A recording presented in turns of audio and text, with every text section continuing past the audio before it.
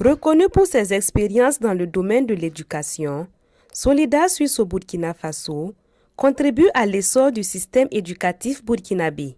La division éducation de base multilingue formelle de Solida Suisse, c'est en fait la branche éducative de la représentation de Solida Suisse au Burkina Faso. Entendu que Solida Suisse au Burkina est reconnu dans son expérience au niveau des innovations éducatives. Et donc en plus des thèmes, des thématiques reconnues à Solida Suisse, que sont le travail décent, la démocratie et la participation, l'aide humanitaire au plan international, il y a surtout l'éducation et les innovations éducatives. Et c'est ça qui fait que nous nous occupons particulièrement de ce volet de l'éducation au Burkina Faso. Et quand on parle d'éducation non formelle, nous sommes en lien avec le FONAEF, et le FONAEF qui est ce fonds pour l'alphabétisation et l'éducation non formelle nationale. Donc les opérateurs qui mettent en œuvre les innovations éducatives de Solida Suisse sont un peu partout sur toute l'étendue du territoire national. Mais le volet de l'éducation formelle, là c'est trois aspects essentiellement, notamment l'éducation primaire bilingue, les collèges multilingues spécifiques et ce que nous appelons aussi les écoles trilingues, qui sont une innovation qui s'intéresse aux écoles franco-arabes pour rendre aussi à leur niveau les contenus bien pertinents. Au lycée multilingue spécifique de Lumbila, on observe des innovations caractérisées par l'intégration des langues locales dans le programme.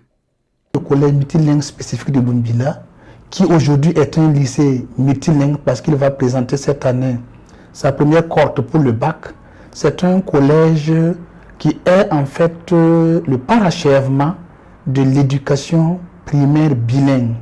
C'est ce collège-là qui accueille naturellement les sortants des écoles primaires bilingues. En quoi est-ce que ce qui s'y passe est spécifique? C'est par le fait que, à l'instar des écoles primaires bilingues, eh bien, ici passent des activités comme l'enseignement des langues nationales, comme la production. Quand nous parlons de production, c'est des aspects de pré-professionnalisation à travers l'artisanat, à travers la production animale, à travers aussi la production agricole et enfin à travers la production environnementale, c'est-à-dire les activités de conservation de l'environnement. Mais spécifiquement pour Lumbila, eh bien, c'est la production animale qui s'y passe. Mais l'autre élément de la spécificité, c'est la culture, l'animation culturelle, la musique, la danse, le théâtre, et tout ça l'a inspiré des valeurs du terroir. Et donc ce que nous faisons actuellement à Lumbila, c'est donc les langues nationales. Lumbila est une zone moriforme. Quand les enfants arrivent en 6e, ils y perfectionnent leur langue nationale morée qu'ils avaient acquise. Les langues nationales qui sont enseignées ici, c'est le moré, c'est le djula, c'est le fulfulde. Donc nous avons des professeurs formés à la matière et qui font correctement le travail. Et ces langues-là sont évaluées, et les notes sont portées dans les registres du bulletin, mais ce n'est pas encore pris en compte lors des examens nationaux. Voilà, je crois qu'avec le temps, ça viendra. En plus de ces langues, les élèves, sous le regard de leurs encadreurs, pratiquent d'autres activités telles que le théâtre et la production animale. Au début, dans la production, nous avions opté pour la production avicole, notamment les poulets et les poules pondeuses. Et pendant 3, 4, 5 ans, nous nous sommes rendus compte que c'est vrai, la production allait bon train, mais on pouvait mieux faire. Et donc, nous avons plutôt abandonné, et en collaboration avec la direction du collège multilingue spécifique, nous avons abandonné la production animale, et notamment aviaire plutôt, pour l'embouche. Et lorsque nous parlons d'embouche, nous nous sommes rendus compte que les élèves quittent les classes avec les cours théoriques pour rentrer maintenant au niveau de l'étable pour expérimenter ce qu'ils ont appris. Et en même temps, il y a eu un lien avec une organisation de société civile, notamment AM, où un des responsables, bien rompu à la tâche de l'embouche, vient aider. Donc ça répond à la philosophie de l'enseignement spécifique et de la pré-professionnalisation. On a un certain nombre de moutons que nous prenons et nous apprenons aux élèves comment faire l'embauche pour que quand ils vont vouloir le faire à domicile, qu'ils aient les moyens appropriés pour le faire sans problème. Dans ce site, nous avons opté de faire la zootechnie. Et la zootechnie, c'est l'élevage. Et il y a un volet de l'élevage que nous avons opté, c'est l'embauche ovine. Donc, c'est cette activité-là que nous menons sur ce site. Si nous sommes là, vous voyez que c'est à l'orée des congés. Les élèves sont toujours là parce que ça les intéresse véritablement. Ils savent que du jour au lendemain, eux-mêmes, ils peuvent s'investir à la maison et réaliser ces activités-là. Et donc, c'est pourquoi ils s'y intéressent et ils viennent pour essayer de comprendre et de savoir comment il faut faire pour véritablement élever de façon rentable. J'aime l'élevage, j'aime aussi la manière dont on nous apprend à faire l'élevage. À l'école, on nous apprend dans l'élevage à nettoyer les enclos des animaux, à les soigner et à les laver. Quand j'aurai mes diplômes, peut-être que je n'aurai pas vu du travail et je vais m'investir dans l'élevage pour gagner ma vie en attendant d'être fonctionnaire. À la maison, mon père fait l'élevage, donc je vais l'aider à prendre soin de ses animaux. La preuve que le théâtre a bien sa place à l'école est qu'il apporte de nouvelles aptitudes aux élèves. En témoigne le professeur de français et également de théâtre. Qui parle de français parle de culture. Parce qu'aujourd'hui, on ne peut pas enseigner le français en occultant la culture. Parce qu'il y a une relation directe entre la culture et la matière qu'ils enseignent. Pourquoi? Parce qu'aujourd'hui, nous demandons aux enfants de mieux s'exprimer en classe.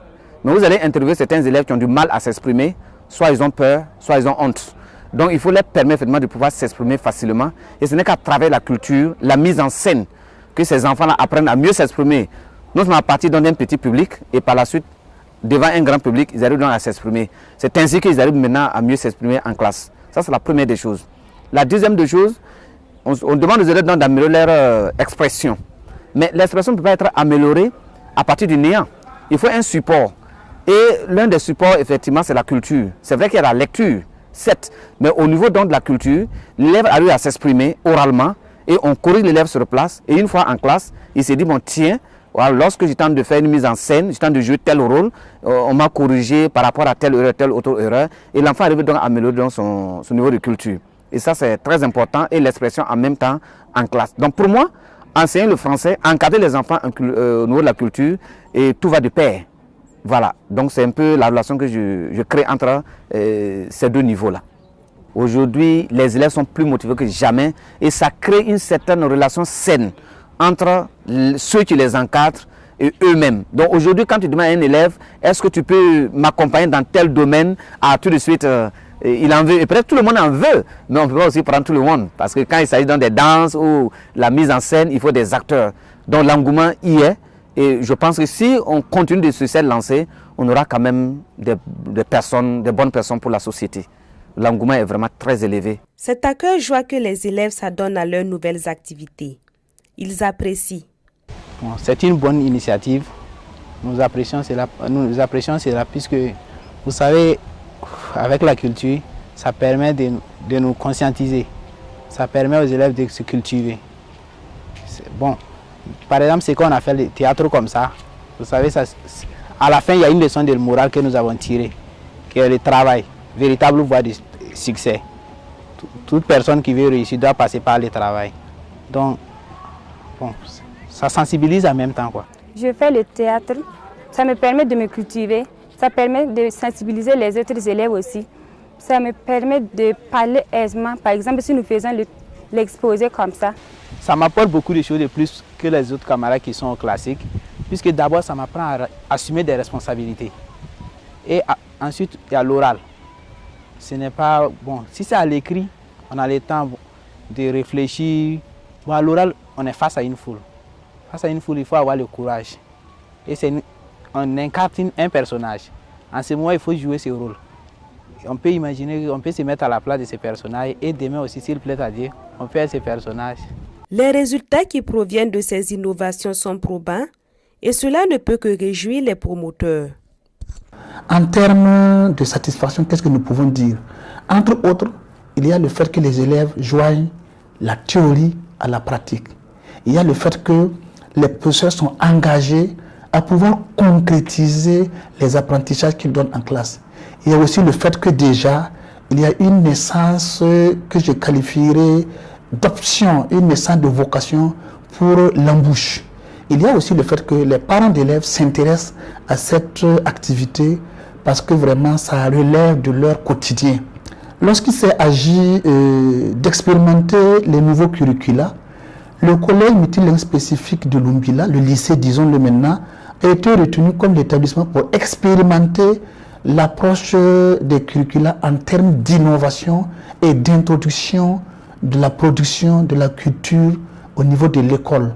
Et donc la direction qui s'occupe de la mise en œuvre de ces curricula a identifié le collège et un travail est fait pour accompagner justement le collège multilingue spécifique de Lumbila afin que ce qui s'y passe soit plus tard un modèle pour justement vulgariser et généraliser ce type d'enseignement. Et donc là, ça nous donne satisfaction.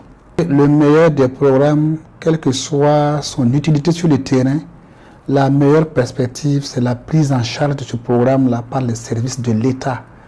Et comme perspective, nous osons croire que la collaboration que nous avons avec le ministère de l'Éducation nationale et de l'alphabétisation, la collaboration que nous avons avec les directions déconcentrées, les services déconcentrés de ce ministère-là au niveau du plateau central, la collaboration que nous avons avec la direction même du lycée multilingue spécifique de Lumbila va permettre une reprise en main des activités que Solidaire Suisse mène.